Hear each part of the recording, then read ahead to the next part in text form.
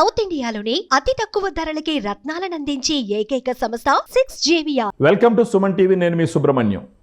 ఒక పక్క చంద్రబాబు నాయుడు గారు, లోకేష్ గారు బృందంతో దావోస్లో పెట్టుబడుల వేటలో చాలా బిజీగా ఉన్నప్పటికీ ఈరోజు హడ్కో నుంచి 11,000 కోట్లు అమరావతి నిర్మాణ పనుల కోసం అప్రూవల్ తీసుకోవడం జరిగింది. సో దీని గురించి తెలుసుకోవడానికి మనతో పాటు Suman TV chief editor Keshav గారు ఉన్నారు. నమస్కారం సార్. నమస్తే సార్, ఈ హడ్కో 11,000 కోట్లు ఇప్పుడు అప్రూవ్ చేసింది అమరావతి నిర్మాణ పనులు చేయడానికి. ఆల్రెడీ పనులు స్టార్ట్ అయినాయి అక్కడ. సో ఈ 11,000 కోట్లు దేనికి ఉపయోగిస్తారు? ఇంతకు ముందర స్టార్ట్ అయినటువంటి పనుల పరిస్థితి ఏంటి ఇప్పటిదాకా? అమరావతి నిర్మాణానికి సంబంధించి కూటమి ప్రభుత్వం ఏర్పడిన తర్వాత ఓవరాల్గా రాజధాని ఒకటే అని డిసైడ్ చేయడం, పాత మాస్టర్ ప్లాన్ ఏదైతే అప్పుడు గవర్నమెంట్ అప్రూవ్ చేసిందో అదే ప్రణాళిక ప్రకారం నిర్మాణ పనులు ముందుకు తీసుకెళ్ళారు. అవును. సో దీనిపైన అందరికీ క్లారిటీ వచ్చేసింది. రెండోది ఏంటంటే కేంద్ర ప్రభుత్వం ఒక అష్యూరెన్స్ ఇచ్చింది. నిర్మాణానికి సంబంధించి ఆర్థిక పరమైనటువంటి వనరులు సమకూర్చేటువంటి బాధ్యతను కేంద్ర ప్రభుత్వం కూడా తీసుకుంది. ప్లస్ కౌంటర్ గ్యారంటీ ఇచ్చింది. అంటే ఇప్పుడు ఏదైనా గవర్నమెంట్, నేను ఒక లోన్ షూరిటీ అంటే షూరిటీ ఇచ్చేవాళ్ళు, లోన్ పెట్టుకున్నాను అనుకోండి, కెపాసిటీ సరిపోకపోతే ఇంకొక షూరిటీ తీసుకుంటాను. నా కెపాసిటీ సరిపోతే ప్రాబ్లం లేదు. అమరావతి ప్రాజెక్ట్ అనేది ఒక రాష్ట్ర స్థాయిని మించినటువంటి ప్రాజెక్టుగా మారుతుంది. ఎందుకంటే వీళ్ళు వేసినటువంటి ప్రణాళిక ప్రకారం చూస్తే కూడా 1,00,000 కోట్ల ఇది కనిపిస్తుంది. 1,00,000 కోట్లు అంటే ఒకేసారి జేబులోంచి పెట్టేది కాదు, దశల వారీగా పెట్టేది. సో గత ప్రభుత్వం దాన్ని ఒక అడ్వాంటేజ్గా మార్చుకొని ప్రచారం చేసి తప్పుడు ప్రచారం, జరిగే పని కాదని చెప్పేసి వాళ్ళు. ఇప్పుడు దీనికి ఏంటంటే మొదటి దశకి సంబంధించి వనరుల సమీకరణ విషయంలో ఒక ప్రధానమైనటువంటి మనకి ఇచ్చేటువంటి రుణాలు ఇచ్చేటువంటి సంస్థలు అన్నిటినీ కూడా ఆంధ్రప్రదేశ్ గవర్నమెంట్ అప్రోచ్ అయింది. అట్లా వరల్డ్ బ్యాంక్ ఉంది, అలానే జైకో జపాన్కి సంబంధించినటువంటి జైకా అక్కడి నుంచి నిధులు తీసుకునే ప్రయత్నాలు చేశారు. అలానే ఇప్పుడు హడ్కో ఇంకా మరికొన్ని ఫైనాన్షియల్ ఇన్స్టిట్యూషన్స్, జర్మనీకి చెందినటువంటి సంస్థల నుంచి ఇట్లా ప్రయత్నాలు చేస్తున్నారు. హడ్కో ఆల్రెడీ లాస్ట్ 2 months బ్యాకే వాళ్ళ టీం విజిట్ చేసింది. లోన్ శాంక్షన్ విషయంలో పాజిటివ్ నోట్ అప్పుడే ఇచ్చారు. ఈ రోజు ఏంటంటే హడ్కో బోర్డు సమావేశం ముంబైలో జరిగింది. ఓకే. సో ఆ అష్యూరెన్స్ ఇచ్చినటువంటి 11,000 కోట్ల రూపాయల నిధులు ఇవ్వడానికి కూడా ఆ బోర్డు ఆమోదం తెలిపింది. కాబట్టి అఫీషియల్గా హడ్కో రుణం ఆంధ్రప్రదేశ్ రాజధాని నిర్మాణానికి మంజూరు అవుతున్నట్టుగా మనం పరిగణించాల్సి ఉంటుంది. ఇదే విషయాన్ని మున్సిపల్ శాఖ మంత్రి నారాయణ గారు కూడా అఫీషియల్గా అనౌన్స్ చేశారు. ఓకే. సో మౌలిక వనరు హడ్కో అనేది housing and urban development corporation, అది భారత ప్రభుత్వ అనుబంధ సంస్థ లాంటిది. సెంట్రల్ గవర్నమెంట్ అనేక ఫైనాన్షియల్ ఇన్స్టిట్యూషన్స్ మనకు పనిచేస్తున్నాయి. గవర్నమెంట్ నేషనలైజ్డ్ బ్యాంక్స్ ఎలా ఉన్నాయో SBI, ఈ హడ్కో కూడా ఇన్ఫ్రాస్ట్రక్చర్ డెవలప్మెంట్లో దేశవ్యాప్తంగా చాలా కీలక పాత్ర పోషిస్తుంది. మనకు హైదరాబాద్లో కానీ ఇతర మున్సిపల్ కార్పొరేషన్స్కి సంబంధించినటువంటి ఎమ్యూనిటీస్ డెవలప్మెంట్ ప్రాజెక్ట్స్లో ఎక్కువ ఇన్వాల్వ్ అవుతుంది. అందుకనే అది హౌసింగ్ అండ్ అర్బన్ డెవలప్మెంట్ రెండు ఆస్పెక్ట్స్లో కూడా హడ్కోకి ప్రాధాన్యం ఉంది. ఓకే. దానికి సంబంధించి 11,000 కోట్ల రూపాయల నిధుల్ని మంజూరు చేశారు. ఆల్రెడీ 2-3 రోజుల క్రితం మీరు అబ్జర్వ్ చేస్తే కనుక అమరావతి డెవలప్మెంట్ కార్పొరేషన్, ఎందుకంటే అమరావతి అనేది ఒక రాజధాని, మొత్తం నగర స్వరూపాన్ని చూస్తే కనుక పెద్దగా కనిపిస్తుంది. కానీ అడ్మినిస్ట్రేటివ్ డెవలప్మెంట్ ఆస్పెక్ట్లో చూసినప్పుడు అమరావతి డెవలప్మెంట్ కార్పొరేషన్ ప్రత్యేకంగా అక్కడ ఇన్ఫ్రాస్ట్రక్చర్ డెవలప్మెంట్ పైన ఫోకస్ పెడుతుంది. సిటీ బ్యూటిఫికేషన్ దగ్గర నుంచి వరద నీటి నియంత్రణ, తాగునీరు నియంత్రణ, అలాగే drainage facility, road systems development, ఇటువంటి వాటి అన్నిటిపైన కూడా ప్రాజెక్ట్ టెండర్స్ కూడా కాల్ చేశారు. వీటన్నిటికీ ఇప్పుడు ఫండ్స్ కొరత లేనటువంటి పరిస్థితి. మీరు టెండర్స్ ఆస్పెక్ట్లో చూస్తే ఇప్పటివరకు 20,000 కోట్ల రూపాయలకు సంబంధించిన పనులకి గవర్నమెంట్ ఆఫ్ ఆంధ్రప్రదేశ్ అప్రూవల్ ఇచ్చింది. సిఆర్డీఏకి వర్క్ స్టార్ట్ అయింది. టెండర్స్ కూడా పిలుపునిచ్చారు. కొన్ని పనులు మొదలయ్యాయి. ఓకే. ఇవి కాకుండా అదనంగా 11,000 కోట్ల రూపాయలకు సంబంధించినటువంటి పనులు కూడా మళ్ళీ రెండో దఫా ఈ మధ్య క్యాబినెట్ మీటింగ్ జరిగినప్పుడు కూడా 2,000 కోట్ల రూపాయల పనులకి గవర్నమెంట్ అప్రూవల్ ఇచ్చింది. సో మొత్తం కలిగితే 11,000 కోట్ల రూపాయలకి 31,000 కోట్ల రూపాయల పనులు, 20 + 11 31,000 కోట్ల రూపాయల పనులకు సంబంధించి గవర్నమెంట్ అప్రూవల్ ఇచ్చింది. సిఆర్డీఏ టెండర్స్ ప్రాసెస్ చేస్తుంది. ఇవన్నీ కూడా స్టేజ్ బై స్టేజ్ అప్రూవల్ అవుతుంది. అంటే పనులు కాంట్రాక్టర్స్కి అప్పగించేటప్పుడు నిధుల కొరత లేకుండా చూసుకోవాలి. కాబట్టి అన్ని విధాలుగా కూడా నిధుల్ని సమకూర్చుకునేటువంటి పనులను వేగవంతం చేసింది ఆంధ్రప్రదేశ్ ప్రభుత్వం. అందులో భాగంగా హడ్కో రుణం ఇప్పుడు మంజూరైంది. హడ్కో రుణానికి సంబంధించి దానికి డిజిగ్నేటెడ్ ప్రాజెక్ట్స్ ఏమున్నాయో ఆ ప్రాజెక్ట్స్కి సంబంధించిన డిపిఆర్లు ఆల్రెడీ సబ్మిట్ చేస్తేనే ఈ అప్రూవల్ అనేది బోర్డులో డిస్కషన్కి వస్తుంది. సో ప్రైమరీ ప్రపోజల్ కాదు, ఇది ఫైనల్ ప్రపోజల్. కాబట్టి ఖర్చు పెట్టాలన్న వాటికి టెండర్స్ ఆల్రెడీ పిలిచారు. కాబట్టి ఈ నిధుల కొరత లేకుండా ఇప్పుడు ఆంధ్రప్రదేశ్ రాజధాని నిర్మాణ పనుల్ని వేగంగా ముందుకు తీసుకెళ్ళడానికి మార్గం సుగమమైనట్టుగా మనం చూడాల్సి ఉంటుంది. ఇప్పటిదాకా ఒక 40-50 వేల కోట్లు అప్రూవల్ అయి ఉంటుంది సార్, వీళ్ళకి అంటే సమీకరించగలిగినారా? అమరావతి ప్రాజెక్టు ఫేజ్ 1 ఎక్స్పెండిచర్ అంచనాలు వీళ్ళు వేసుకున్న దాని ప్రకారం చూస్తేనే 45,000 కోట్ల రూపాయల దాకా కనిపిస్తుంది. అవును. సో ఇక్కడ దాదాపు 30,000 కోట్ల రూపాయలు, 15,000 కోట్ల రూపాయలు కేంద్ర ప్రభుత్వం ఇస్తున్నటువంటి గ్యారంటీతో వరల్డ్ బ్యాంక్ నుంచి వస్తున్నటువంటి రుణం ఉంది. మరొక 17,000 కోట్ల రూపాయల దాకా జైకా నుంచి వస్తున్నటువంటి ఫండింగ్ ఉంది. Japanese based, Germany based funding institutions నుంచి కూడా తీసుకుంటున్నారు. ఇప్పుడు ఇది ఒక 11,000 కోట్ల రూపాయలు, మొత్తం 37,000 కోట్ల రూపాయలకి దాదాపుగా ఆంధ్రప్రదేశ్ ప్రభుత్వం ప్రపోజల్స్ పెట్టింది. అవన్నీ కూడా అప్రూవల్స్ దశలో ఉన్నాయి. అంటే ఆల్మోస్ట్ అన్నీ అప్రూవ్ అయిపోయినట్టుగానే చూడాల్సి ఉంటుంది. సో రిమైనింగ్ కొరత వస్తున్న దానిలో, షార్టేజ్ వస్తున్న దానిలో ఒక 9,000 కోట్ల రూపాయల నుంచి 10,000 కోట్ల రూపాయల వరకు షార్టేజ్ ఉందనేటువంటి లెక్కన ఆల్రెడీ చెప్పారు. దాన్ని బాండ్స్ రూపంలో సమీకరించాలా, పీపీపీ మోడల్ ద్వారా 4Ps అని చెప్పి ఇప్పుడు కొత్తగా తీసుకొస్తున్నారు కాబట్టి ఆ మోడల్లో సమీకరించాలనేది దానిపైన వర్కౌట్ చేస్తుంది. కానీ ఇప్పుడు టేకప్ చేస్తున్నటువంటి టెండర్స్ కానీ ప్రాజెక్ట్స్ కానీ వీళ్ళు ఇప్పుడు కాల్ఫర్ చేసినటువంటి కంపెనీలు, అంటే పెండింగ్ వర్క్స్ ఏవైతే మిగిలిపోయినా అవన్నీ కూడా మ్యాక్సిమం ఇన్ఫ్రాస్ట్రక్చర్ డెవలప్మెంట్కి సంబంధించింది. అంటే అమరావతి నగర స్వరూపాన్ని ఆవిష్కరించేటువంటి పనులకి ప్రథమ ప్రాధాన్యం ఇచ్చారు. ఈ పనులు పూర్తి చేయడంతో పాటు పెండింగ్ ప్రాజెక్ట్స్ ఏవైతే బిల్డింగ్స్ ఆల్రెడీ కన్స్ట్రక్షన్ చేసి 30%, 20%, 30% నుంచి 85%, 90% అయినటువంటి బిల్డింగ్లు ఉన్నాయో వాటిని ఫస్ట్ ప్రయారిటీలో కంప్లీట్ చేయబోతున్నారు. ఓకే. వీటితో పాటు కేవలం 10%, 15%, 20% అయినటువంటి వర్క్స్ ఉన్నాయి. Iconic towers, assembly building, high court permanent building, వీటన్నిటికీ సంబంధించి ఫిబ్రవరి మాసాంతానికి పనులు మొదలు పెట్టడానికి ప్రణాళికలను సిద్ధం చేసుకుంది ఆంధ్రప్రదేశ్ ప్రభుత్వం. దానికి తగ్గట్టుగానే అక్కడ చేయాల్సినటువంటి ప్రైమరీ వర్క్స్, ఉదాహరణకి ఇప్పుడు ఐకానిక్ టవర్స్ దగ్గర డీవాటరింగ్ పని శరవేగంగా పూర్తయింది. అవును. ఆల్రెడీ బ్లాక్ 1, బ్లాక్ 2 కంప్లీట్ అయింది. బ్లాక్ 3, బ్లాక్ 4, బ్లాక్ 6లో హైకోర్టు బిల్డింగ్ ఉన్నటువంటి ప్రదేశంలో వీటి దగ్గర నీళ్లు తీసేటువంటి పని జరుగుతుంది. అంటే ఒక 10 రోజుల్లో అది క్లియర్ అయితే మరొక 15-20 రోజుల్లో ఆ వర్క్స్ గతంలో ఇచ్చినవి అంచనాలు సవరించిన తర్వాత ఉన్నటువంటి డిపిఆర్లు వీటన్నిటి స్క్రూటినీ చేసిన తర్వాత బహుశా 15-20 రోజుల్లో ఆ పనులు కూడా ఇచ్చేటువంటి అవకాశం ఉంది. అవి ఇస్తే బహుశా ఫిబ్రవరి ఎండింగ్ నుంచి ఈ పనులు కూడా మొదలవుతాయి. అంటే ఇన్ఫ్రాస్ట్రక్చర్ పనులు, ప్రాజెక్ట్ బేస్డ్ పనులు, పర్మనెంట్ స్ట్రక్చర్స్, ఐకానిక్ స్ట్రక్చర్స్ అని ఏవైతే చెప్పారో వాటికి సంబంధించిన పనులు, అంటే 4 రకాల పనులు ఒకేసారి మొదలవుతాయి. ఫిబ్రవరి ఎండింగ్ నుంచి అమరావతిలో కన్స్ట్రక్షన్ యాక్టివిటీ విపరీతమైనటువంటి రీతిలో జరగడానికి అవకాశం ఉంది. ఆ స్థాయిలో జరిగేటప్పుడు అక్కడ మానవ వనరులు కానీ, టెక్నికాలిటీస్ కానీ, అలానే ఫండ్స్ కొరత లేకుండా చూసుకోవాల్సిన బాధ్యత కానీ, ఈ 3 కూడా రాష్ట్ర ప్రభుత్వం.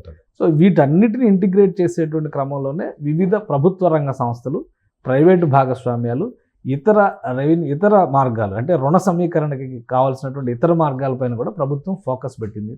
కాబట్టి ఈ పనులన్నిటికీ కూడా మ్యాక్సిమం పెట్టుకున్నటువంటి టార్గెట్ 2 సంవత్సరాలు. 2 సంవత్సరాలు ఈ పనులు కంప్లీట్ అవ్వాలి. అంటే 2027 చివరి నాటికి ఆంధ్రప్రదేశ్ రాజధాని స్వరూపాన్ని ఆవిష్కరించేటువంటి ప్రయత్నం ఒక టార్గెట్ పెట్టుకున్నట్టుగా పనిచేస్తున్నారు. కాబట్టి దానికి కావాల్సినటువంటి ప్రణాళిక మొత్తాన్ని కూడా, రూట్ మ్యాప్ మొత్తాన్ని కూడా ఏపీ గవర్నమెంట్, ఏపీ సిఆర్డీఏ ప్యారల్గా అమలు చేసుకుంటూ ముందుకు వెళ్తున్నారని అర్థం చేసుకోవచ్చు మనం. సో ఇప్పుడు మనకు మామూలుగా అంటారు కదా సార్, ఈ అమరావతి నిర్మాణం నచ్చనటువంటి చాలామంది అక్కడ ఎన్ని దగ్గరలో అప్పులు తెచ్చేసి పెట్టేస్తున్నారు, ఆ భారం అంతా మీ మీద పడుతుంది, పథకాలు మీకు ఇవ్వరు అని చెప్పేసి ప్రచారం ఒకటి మొదలైంది.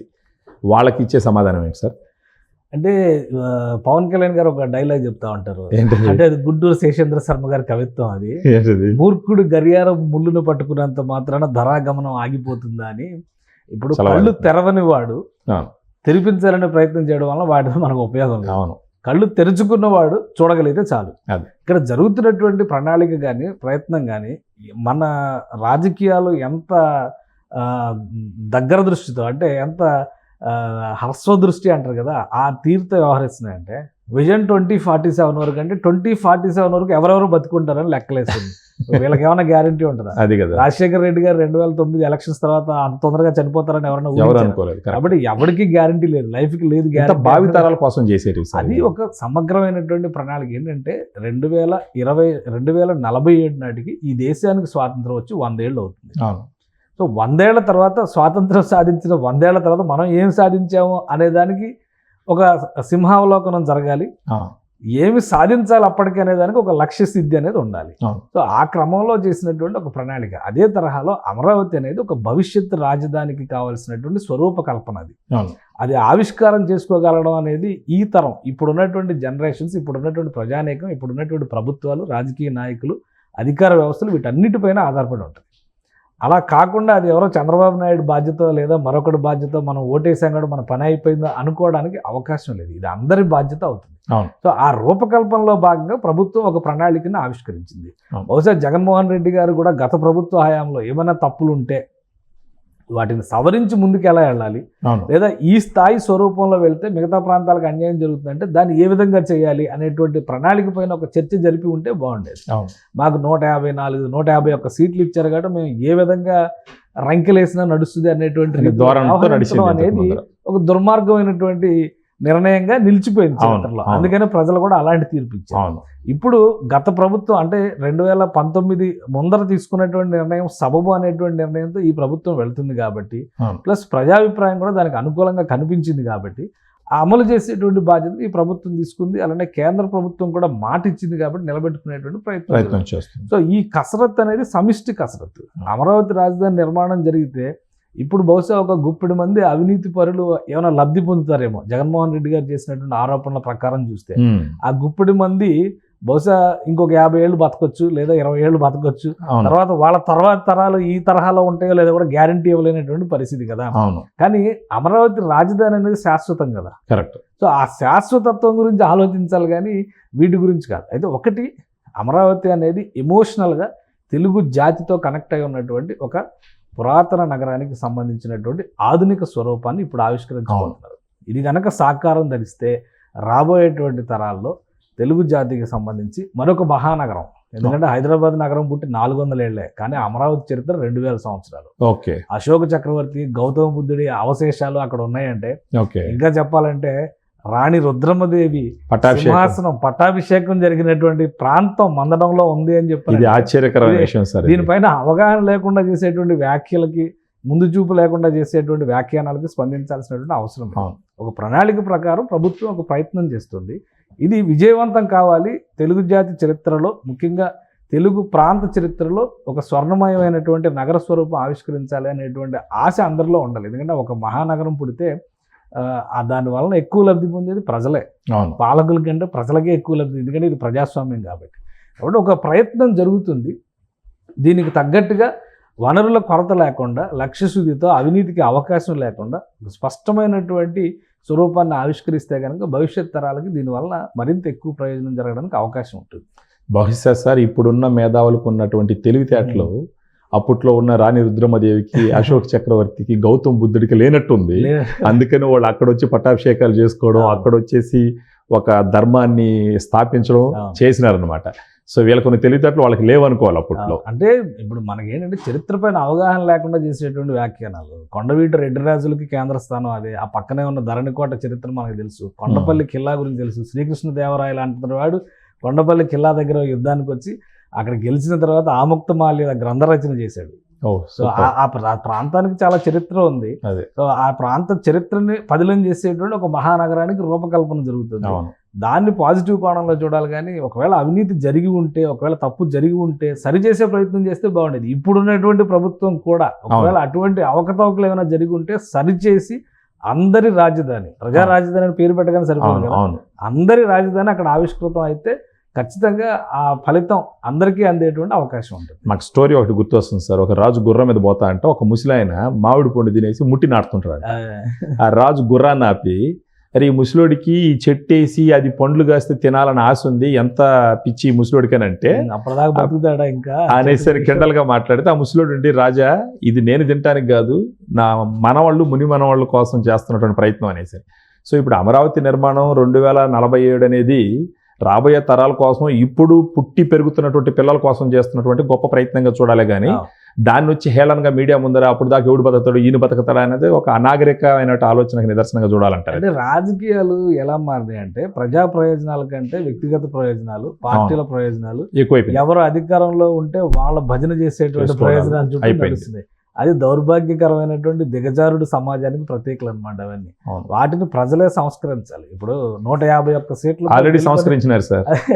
అంత పెద్ద గెలుపు ఎప్పటికీ రాదు అనుకో, దానికంటే మిగిలిన చరిత్ర వచ్చింది కదా, దానికంటే గొప్ప చరిత్ర ఇప్పుడు సృష్టించారు కదా. అవును. కాబట్టి మనకంటే ఎవడో లేడు, మనమే ఇక అంతా అనుకుంటే కనుక శ్రీశ్రీ గారి కవిత్వంలో చెప్పారు కదా, తామే భూమికి అధినాదులమని స్థాపించిన సామ్రాజ్యాలు, నిర్మించిన కృత్రిమ చట్టాలు, ఇతరేతర శక్తులు లేస్తే పడిపోయిన పేక మేడలే అని. కాబట్టి ఎవడో Super. శాశ్వతం కాదు. సూపర్. కాబట్టి చరిత్రను అర్థం చేసుకొని భవిష్యత్తుకు బాటలు వేసుకోవడం అనేది దార్శనికుల లక్షణం. దాన్ని అర్థం చేసుకుంటే భవిష్యత్తు అందరికీ మంచిది. అంటే మీరు చెప్పేది స్వప్రయోజనాలు, సొంత పార్టీ ప్రయోజనాలు కాకుండా మొత్తం జనాల యొక్క ప్రయోజనం. భవిష్యత్తు చూస్తే సమాజ కనుక ప్రయోజనం వీళ్ళకు కూడా మనుగడ ఉంటుంది. అంతే. లేకపోతే వీళ్ళు కూడా ఇప్పుడు మనం చూసినామంటే ఫర్ ఎగ్జాంపుల్ 2014లో 60 చిల్లరో ఎంతో, తర్వాత నమ్మినారు 151, సూపర్ డూపర్.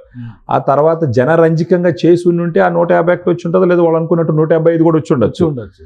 ప్రజలు ఎప్పుడు అమాయకులు అనుకుంటారు కదా, అమాయకులు కాదు, వాళ్ళు తెలివైన వాళ్ళే. దాని తర్వాత 151 నుంచి తీసుకొచ్చి 11లో కూర్చోబెట్టినారు.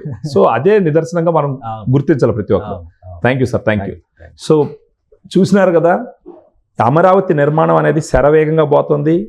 ఖచ్చితంగా ఇది ఒక ప్రజా రాజధానిగా భవిష్యత్తు తరాలకి ఒక బంగారు బాట వేసే విధంగా నిర్మాణాలు అక్కడ జరుగుతున్నాయి. అదే కాకుండా అమరావతికి ఇప్పుడున్నటువంటి చరిత్ర కాదు, హైదరాబాద్కి ఓన్లీ 400 సంవత్సరాల హిస్టరీ ఉన్నప్పటికీ అమరావతికి ఇంచుమించు 2000 సంవత్సరాల హిస్టరీ ఉంది. సో అలాంటి రాజధాని నిర్మించుకోవడం మన బాధ్యత.